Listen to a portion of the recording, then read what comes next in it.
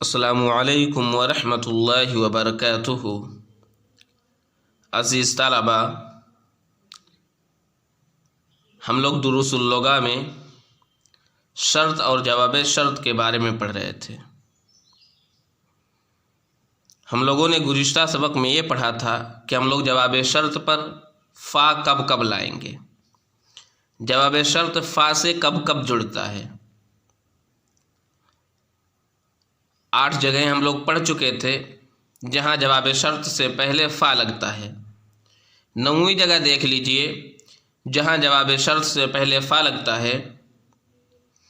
اگر جواب شرط کے شروع میں کأنما ہے تو اس وقت جواب شرط کے ساتھ فا کا جوڑنا، فا لگانا واجب اور ضروری ہے۔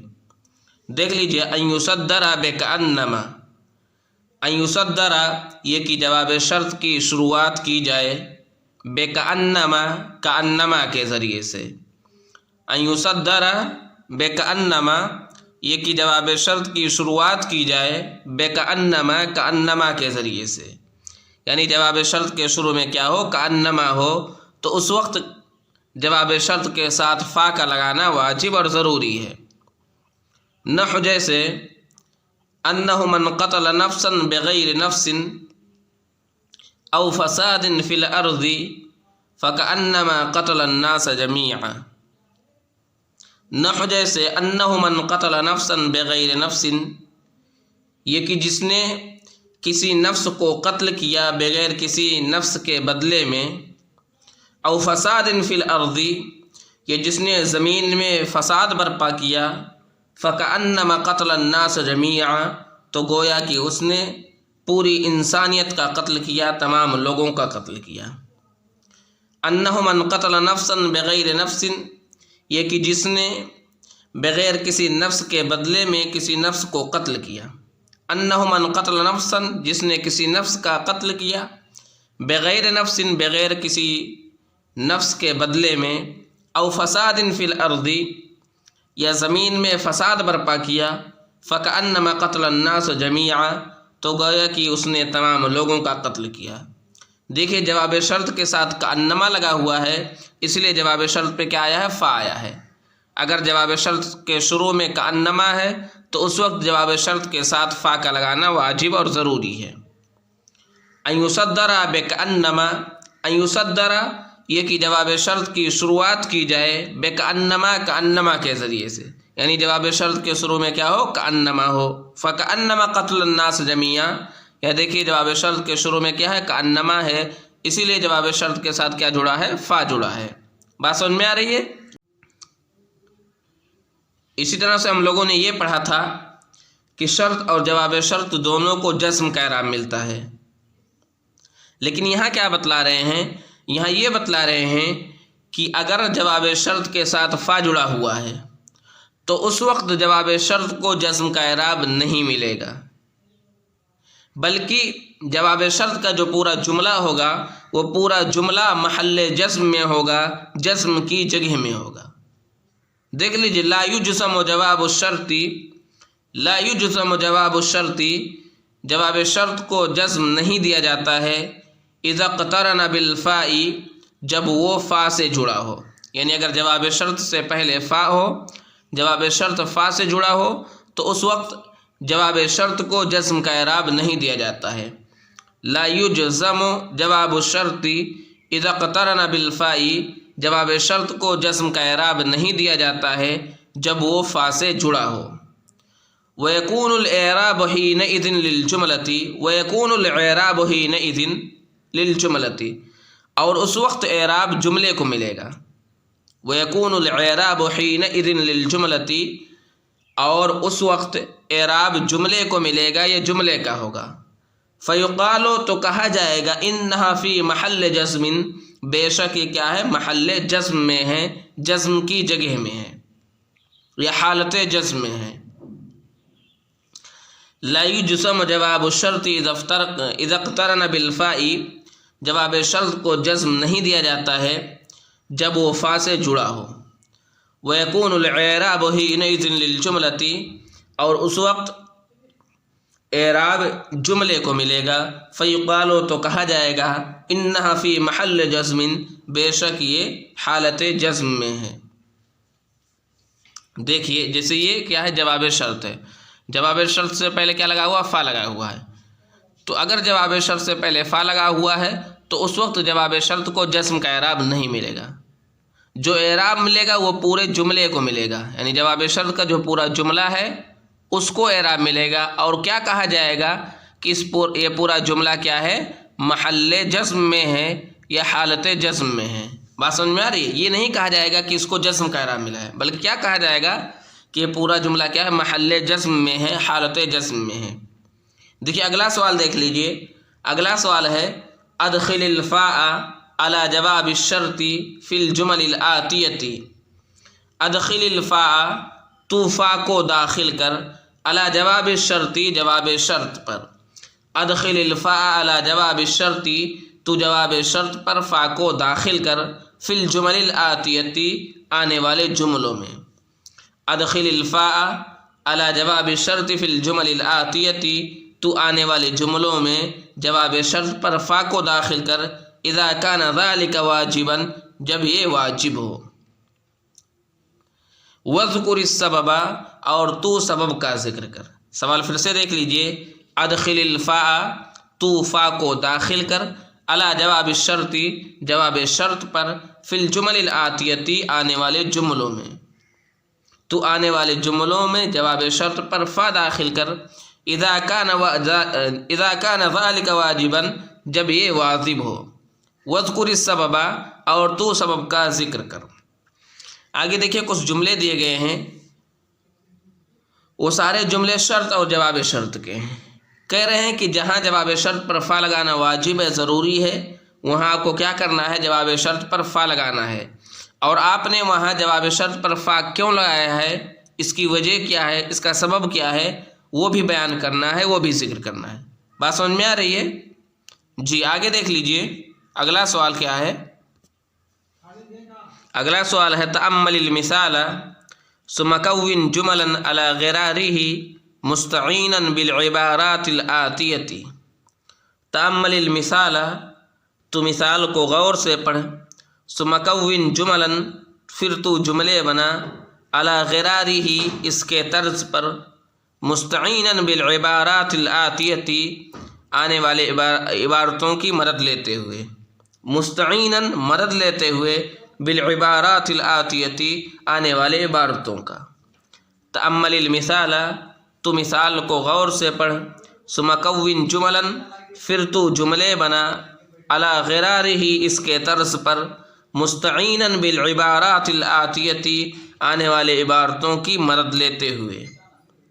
آگے دیکھیے ایک مثال دی گئی ہے، اس مثال کو ہمیں غور سے پڑھنا ہے، پھر اسی مثال کے طرز پر آگے ہمیں کیا بنانے ہیں، جملے بنانے ہیں، کن کی مدد لیتے ہوئے، آگے جو عبارتیں دی گئی ہیں ان کی مدد لیتے ہوئے۔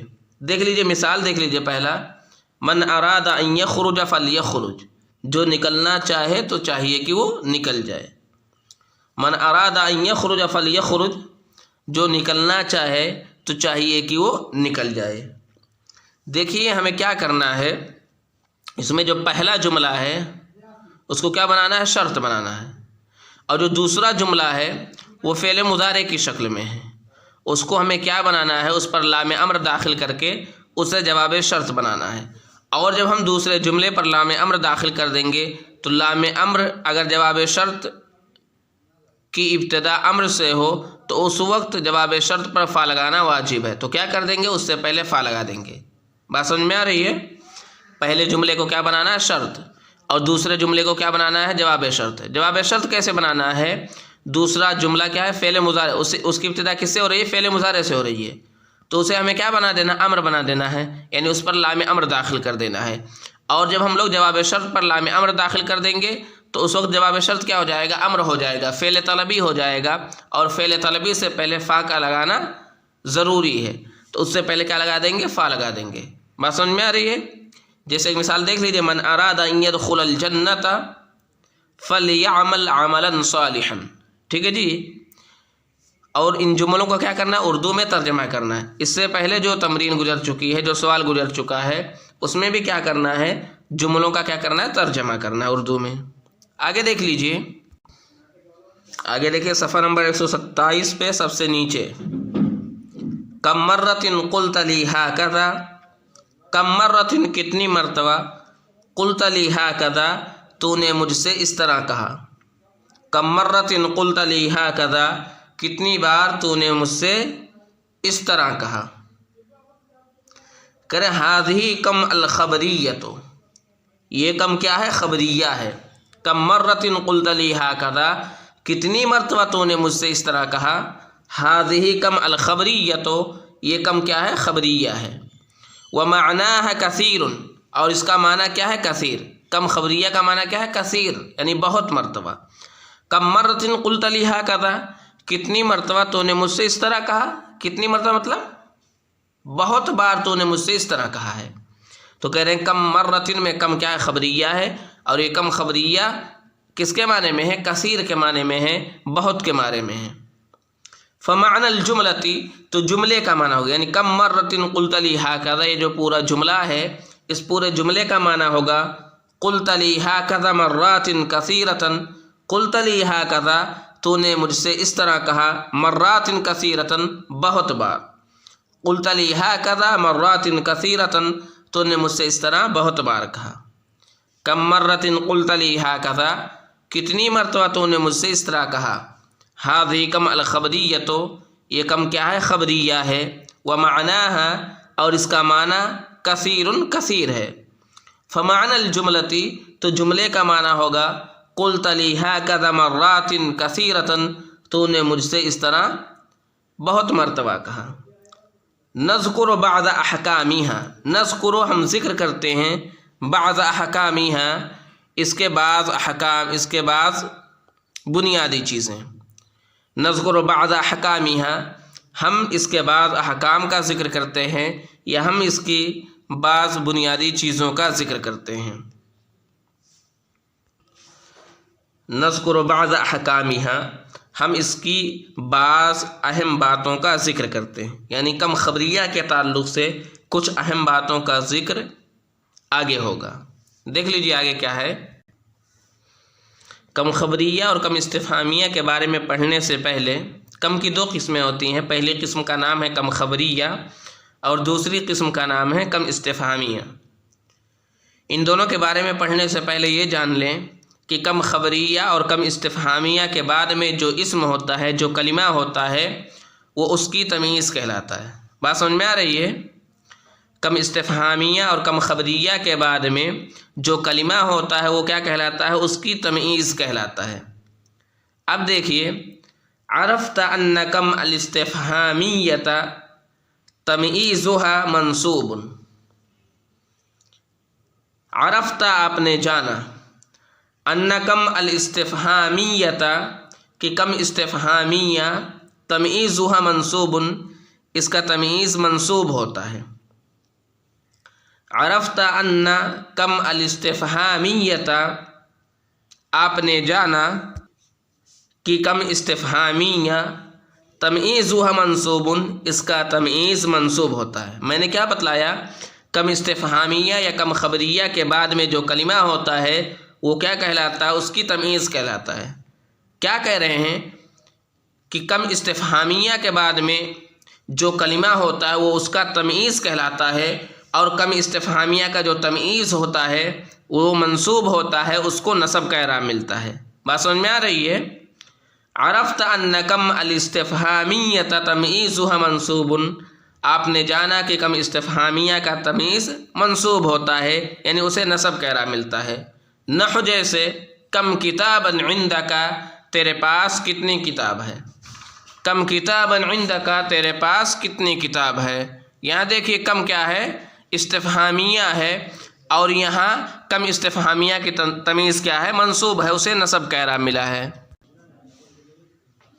آگے دیکھیے، کم استفہامیہ کی تمییز کو ہم جر کا اعراب بھی دے سکتے ہیں، لیکن جر کا اعراب دینے کے لیے ضروری ہے کہ کم سے پہلے ہم لوگ کیا لائیں؟ حرف جر لائیں۔ میں نے کیا بتلایا کہ اگر کم استفہامیہ سے پہلے حرف جر ہے تو اس وقت کم استفہامیہ کی تمیز کو ہم جر کا اعراب بھی دے سکتے ہیں۔ نصب کا اعراب تو دیں گے ہی، لیکن اس وقت ہم لوگ جر کا اعراب بھی دے سکتے ہیں۔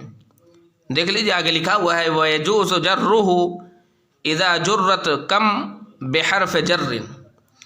وَيَجُوزُ جَرُّهُ اور اس کو جر دینا جائز ہے، وَيَجُوزُ اور جائز ہے، جَرُّهُ اس کو جر دینا، یعنی کم استفہامیہ کی تمیز کو جر دینا بھی جائز ہے۔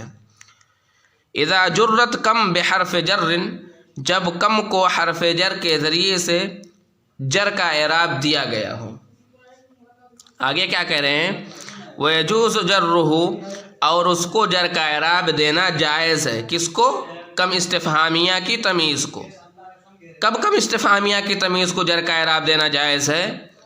اذا جرت کم بحرف جر، جب حرف جر کے ذریعے سے کم کو جر کا اعراب دیا گیا ہو، یعنی اگر کم سے پہلے حرف جر آیا ہے تو اس وقت کم استفہامیہ کی تمیز کو ہم جر کا اعراب بھی دے سکتے ہیں۔ جر کا اعراب دینا کیا ہے؟ جائز ہے۔ جیسے بکم ریالا ھذا القلم، یہ قلم کتنے ریال میں ہے۔ یہاں دیکھیے کم استفہامیہ سے پہلے با ہے، لیکن یہاں کم استفہامیہ کی تمیز کو نصب کا اعراب دیا گیا ہے۔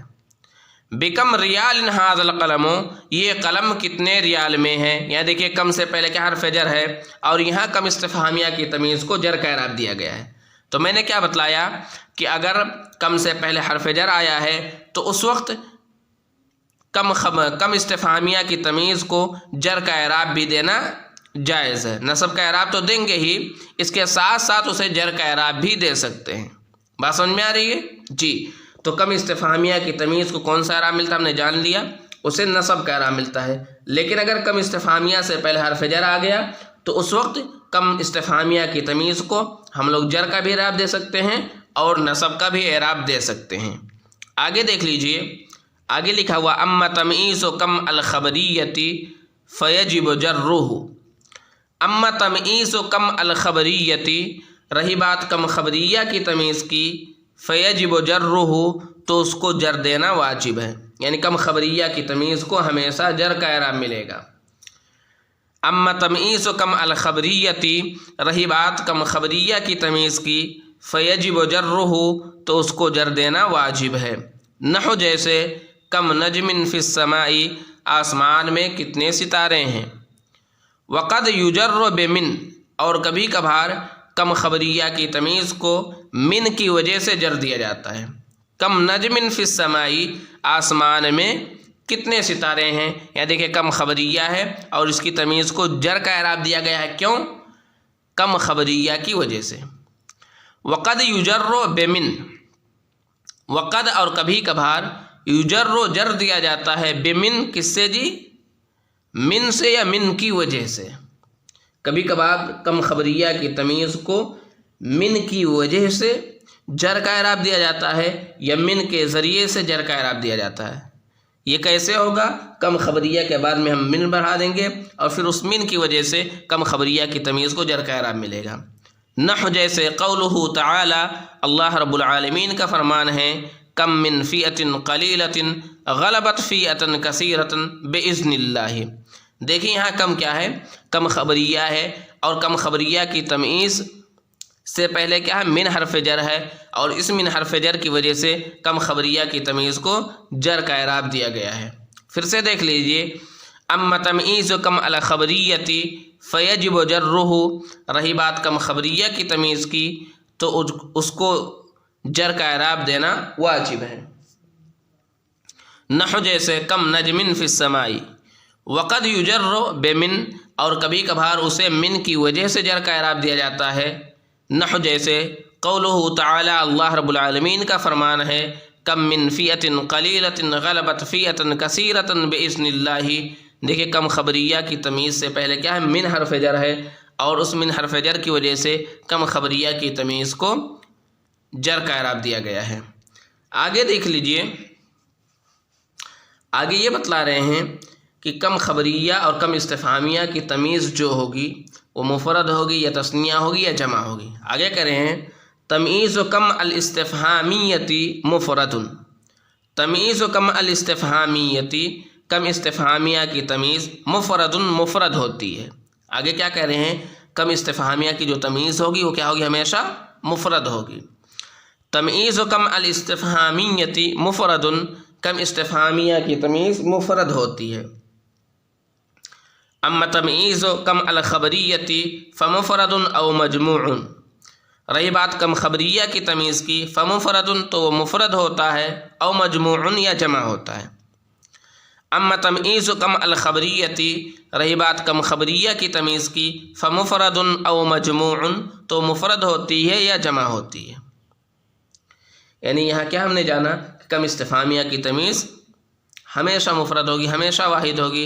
رہی بات کم خبریہ کی تو اس کی تمیز مفرد یعنی واحد بھی ہو سکتی ہے اور جمع بھی ہو سکتی ہے۔ نحو جیسے کم کتاب قرأت، تو نے کتنی کتابیں پڑھی، یہاں دیکھیں کم خبریہ کی تمیز مفرد ہے۔ کم کتب قرأت، تو نے کتنی کتابیں پڑھی، یہاں دیکھیے کم خبریہ کی تمیز کیا ہے؟ جمع ہے۔ لیکن کیا کہہ رہے ہیں؟ کم خبریہ کی تمیز کو ہم لوگ مفرد لائیں، یہ زیادہ بہتر ہے، زیادہ بلیغ ہے۔ والافراد اکثر و ابلغ، اور مفرد اکثر ہوتا ہے اور زیادہ بلیغ ہوتا ہے۔